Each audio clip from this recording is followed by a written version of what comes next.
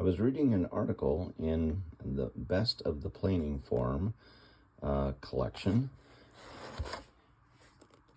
and it was titled The Bottle and Balloon Method of Finishing Bamboo Rod Sections, 1991 by Bob Cambitz from Calgary, Alberta.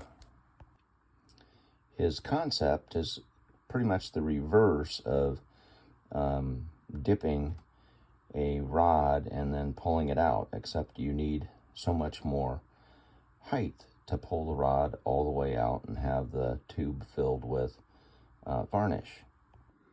I did a search and found somebody was using a rotisserie motor off of a just a barbecue.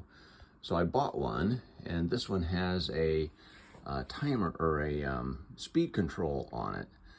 So anyways, I decided I couldn't find anywhere where anybody had a design to make this thing work, other than, I suppose, just holding it in your hands and bringing it down the rod.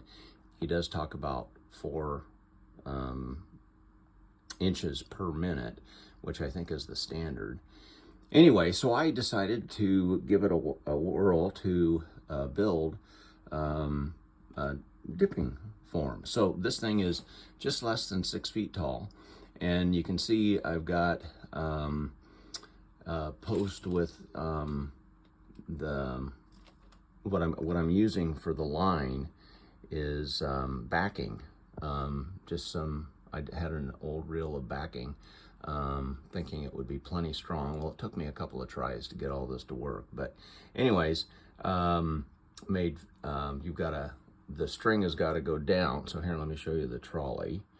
And this is where I'm holding the concept. I haven't tried it yet, but I have full expectations that it's going to work once you put varnish in there, where you just put a little piece of like surgical glove material on the bottom with a hole poked in it, and then you put just a little bit of varnish in the bottle. In my case, I used a plastic bottle.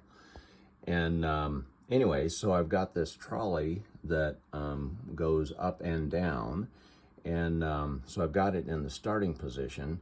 And so basically, you've got to have 4 lines, one on each side, one pulling up and one pulling down. So I've just got the line going from the front of the post to the back, and then reverse the other way. And then I'll just show you the whole thing here. And then I've got hooks down at the bottom. The 2 in the back keep everything straight on the back side, on the downsides, and then hook on the bottom, bringing it back up. So anyway, you get the idea here. Let me turn it on and show you how it works. So I've got the motor running. I'll just hold this steady. I'll put my finger here so that you can see it going down. And so this is, I've got it set. Could probably tinker with it a little bit more, but it's right at about 3.5 inches per minute. So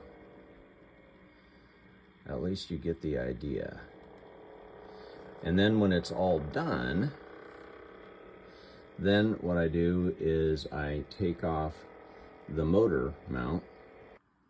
So I removed the motor, and you can see I've just got a little ledge that it sits on up there, and then cut a wedge in the dowel rod, just so that the motor grips onto it. And then what I've got is a little screwdriver, and I just roll it back up.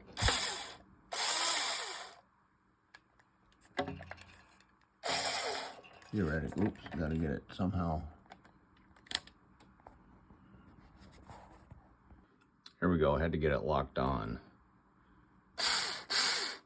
And you can see I just pull it back up. Also, you can see I've got the rod just hanging from the center, and it does go a little bit cockeyed down below, but I think that's not going to be a problem because it will be guided by the rubber on the nozzle of the jar as it goes down, and that'll keep it from touching anything. So anyway, we're going to see how this works.